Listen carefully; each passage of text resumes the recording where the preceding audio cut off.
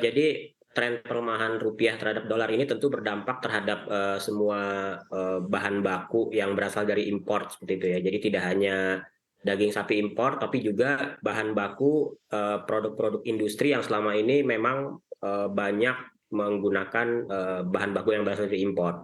Nah, jadi karena apa namanya nilai tukar rupiahnya melemah sehingga biaya yang dikeluarkan untuk memperoleh bahan baku itu jadi meningkat. Nah, di sini ada peningkatan biaya input yang cukup apa namanya jadi salah satu faktor penentu faktor produksi tersebut. Nah, di sini industri makanan katakanlah agroindustri ini banyak sekali industri kita yang menggunakan bahan baku impor dan mereka juga turut menanggung dari pelemahan rupiah ini. Nah, salah satunya adalah ya apa daging ya, daging sapi atau olahannya seperti itu. Apalagi yang apa namanya banyak menggunakan impor seperti itu. Jadi dampaknya secara langsung tentu akan berpengaruh terhadap harga bahan baku seperti itu. Oke, Pak Heri, kalau kita lihat isunya lagi begitu lebih dalam, ini kan memang secara isu saling berkaitan juga begitu. Di satu sisi juga rupiah terus melemah terhadap dolar Amerika Serikat, kemudian di sisi lain juga harga bahan baku ataupun juga harga pangan ternak sendiri ini pakan ternak sendiri juga kan sudah merangkak naik begitu Betul. secara global. Nah, kemudian strategi seperti apa yang bisa dilakukan oleh para pengimpor daging di dalam negeri untuk menghadapi situasi ini?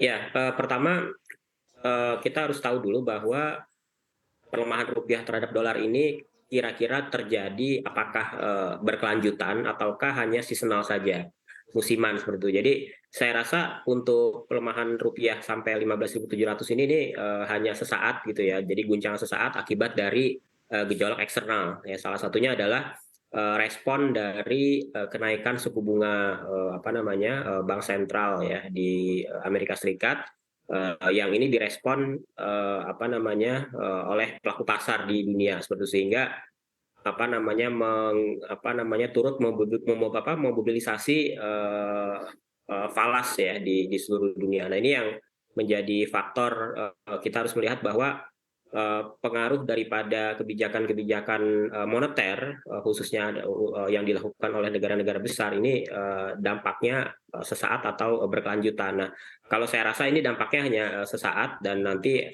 rupiah akan kembali pada titik fundamentalnya dan akan stabil gitu ya, cenderung stabil ke depannya seperti itu. Nah, kemudian untuk mensikapi gitu ya terjadinya kenaikan apa namanya rupiah terhadap dolar ini, apa yang harus dilakukan? Tentu saja kalau dilihat dari struktur produksi atau ongkos produksi dari suatu industri itu kan bahan baku itu kan merupakan salah satu komponen biaya yang harus dikeluarkan oleh industri untuk membuat suatu produk akhir.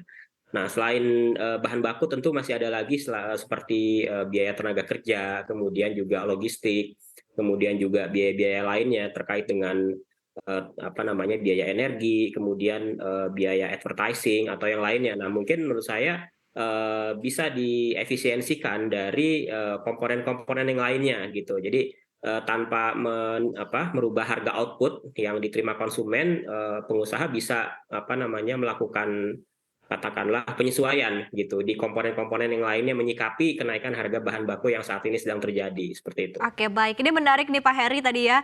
Dari Pak Andri seperti apa tanggapan Anda terkait dengan tadi pernyataan yang disampaikan oleh Pak Heri bisa melakukan efisiensi di hal-hal lain begitu, terutama kalau kita lihat juga kan harga energi sudah merangkak naik. Tadi artinya adalah harus ada alokasi mungkin ke tempat lain untuk efisiensi. Seperti apa? Apakah memang mungkin dilakukan Pak Andri saat ini?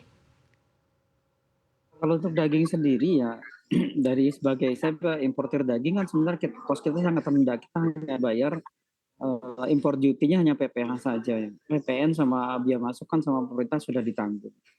Itu yang pertama. Terus yang kedua, kita importer daging tidak bisa tiba-tiba menaikkan harga daging karena kita bertemu dengan konsumen. Kalau daya belinya turun, otomatis itu turun juga. Contoh nih untuk olahan, kalau misalnya kita kan menjual juga ke sektor industri olahan. Kalau dia coba naikkan harga dari olahannya tidak ada respon, otomatis dia akan mengurangi permintaan juga jumlahnya. Jadi walaupun dibeli tapi jumlahnya lebih kecil. Oke, baik. Tadi Bahkan artinya di produksi satu yang sisi berjalan. untuk kenaikan harga daging sendiri tidak terelakkan berarti ya Pak Andri? Saya rasa kalau untuk Nataru itu biasa gitu loh, saya bilang. Saya bukan karena faktor dolar ini yang sekarang ini. Karena memang kita momennya cuma dua, Nataru dan Lebaran, Ramadan dan Lebaran. Jadi kalau andai kata sebelum-sebelumnya walaupun naik, karena daya belinya turun, kita biasanya paling parah itu bulan Oktober. Penjualan paling turun, paling parah. Jadi Juli, Agustus masih ada apa, begitu Oktober so itu paling parah. Nah begitu akhir Oktober dia akan naik, dia merangkak naik, dia November, Desember. Itu polanya seperti itu.